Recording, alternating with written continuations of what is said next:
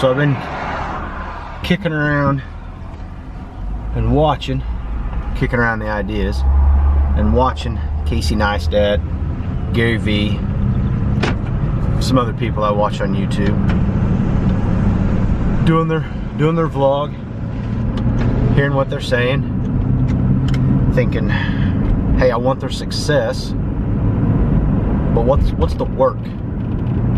I guess really what it boils down to. Do you want to put in the work? Do I want to put in the work?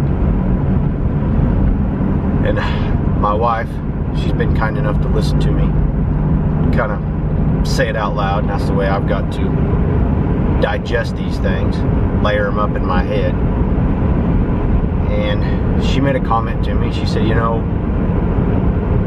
it's kind of bad that we didn't video some of the things that I've done to get to where we're at.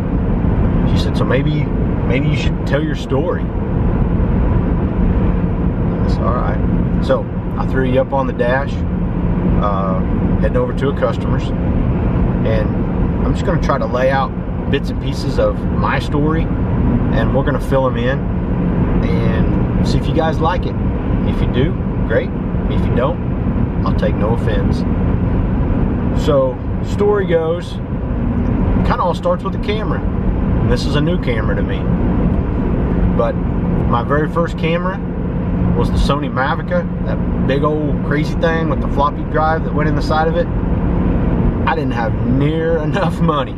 I just didn't have the money, period, to buy that camera. I think that thing was $500 back in the day, and I say back in the day, I'm talking in, sorry about that, April of '99. There we go, get you set back on your head there. April of '99, that camera was about $400, and listen, I couldn't afford it. I was in college. I was trying to eat. Let's try that. You know, put gas in my truck, court my girl.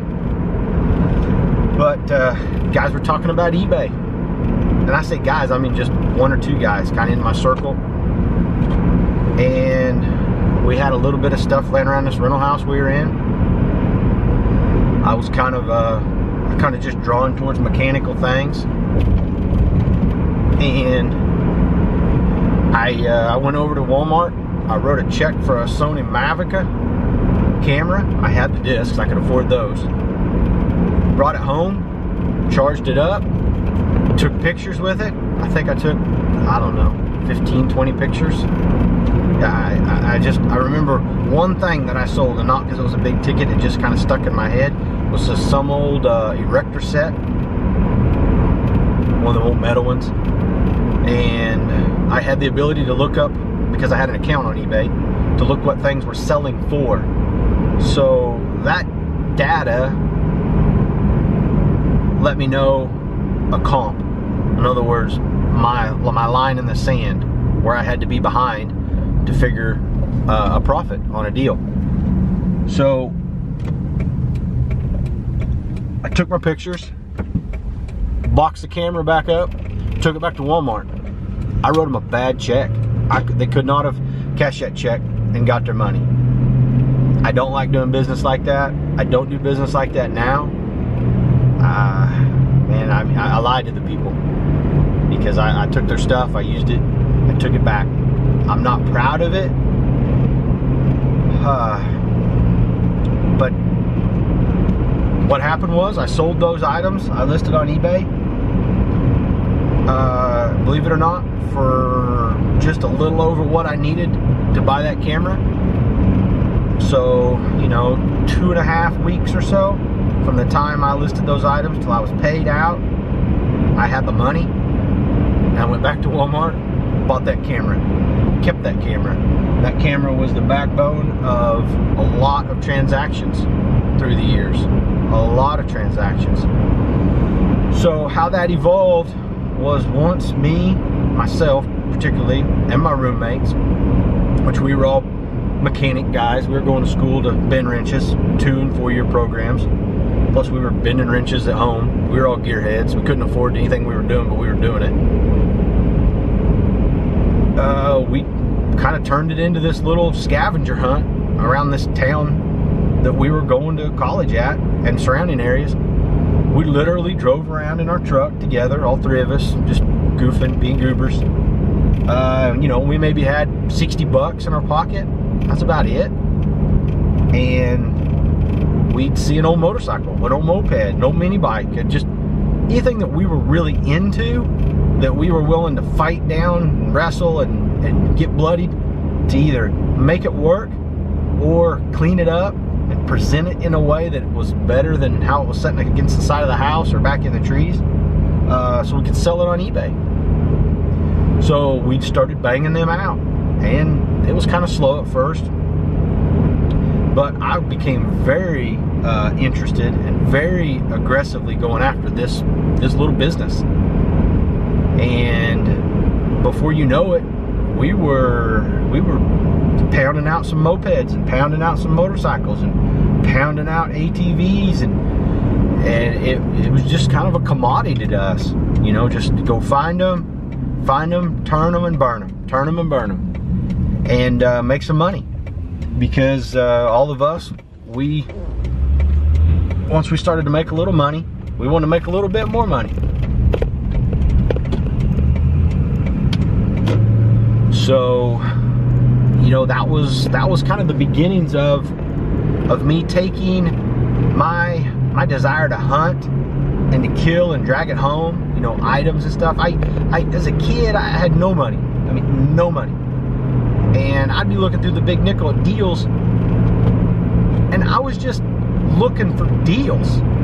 I had no money to execute on a deal, but something inside me just said, just keep hunting, keep developing that thermometer to know when something's hot and when you can buy it on cold. So in other words, buy it when it has not hardly any perceived value, but take it to the market that gives it high perceived value, catch that spread, and then just try to do that over and over again.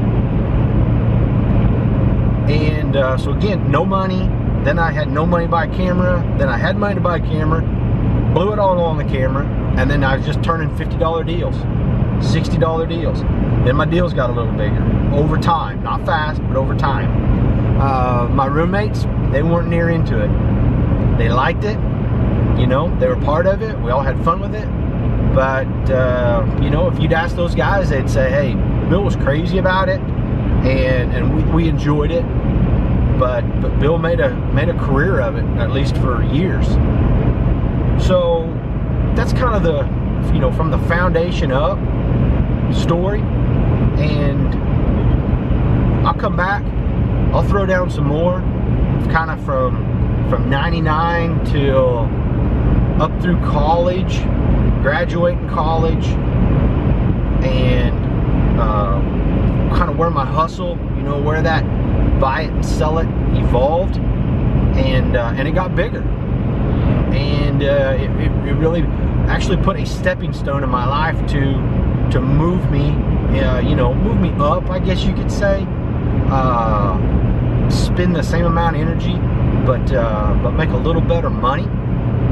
So if there's something I said here that interests you, you got questions about it, I know it ain't going to be 1999, I know things have changed, but maybe the premise of what I laid out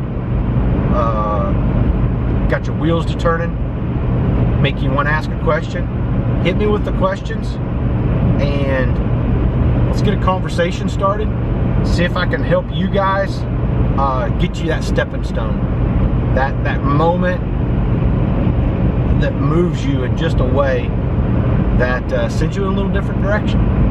All right, so a few minutes out, we're gonna go talk to my combine guy, look at what they did on the mods on the rotor. See ya.